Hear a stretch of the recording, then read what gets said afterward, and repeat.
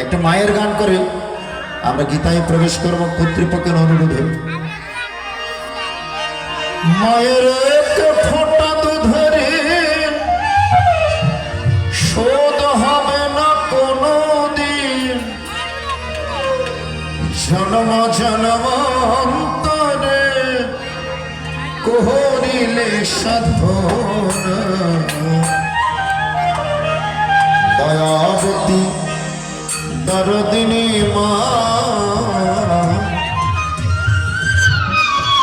বাবা লোকনাথ মায়ের কাছে যেই প্রতিজ্ঞা করেছিলেন সে প্রতিজ্ঞা রক্ষা করেছিলেন। যখন সন্ন্যাসে যাবেন মায়ের কাছ থেকে ভিক্ষা চাইতে গেলেন, তখন সে কমলা দেবী চিৎকার করে কেঁদে বলেছেন, বাবা আমি তোকে ভিক্ষা দেওয়ার আগে আমাকে একটা জিনিস ভিক্ষা তোকে দিতে হবে। বাবা লোকনাথ বলেছিলেন, ওমা আমি তো ভিখারি, ভিখারি তো কখনো ভিক্ষা দিতে পারে না। বলে না বাবা, আজকে আমি একটা জিনিস আগে তোর কাছ থেকে ভিক্ষা চাই, তারপর আমি তোমাকে ভিক্ষা দেব। ওমা কি বলো?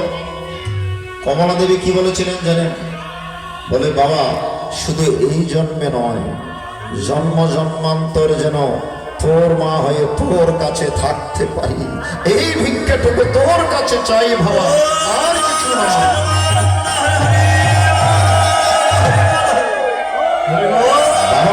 সে মনোবাসনা পূর্ণ।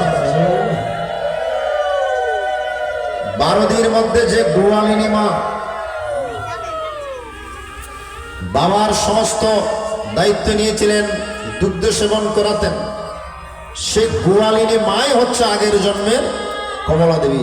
সে 12 আশ্রম থেকে এক মাতাজি এসছেন, এই জন্য এই কথাটা বলছে। যে কমলা দেবীর ঘর আছে অর্থাৎ গোয়ালিনী মায়ের ঘর, উনার পাশেই উনার বাসা বাড়ি। আমাকে নাম্বার দিয়েছেন, বলে 12 গেলে বাবাজি আমাদের বাসায় উঠবেন।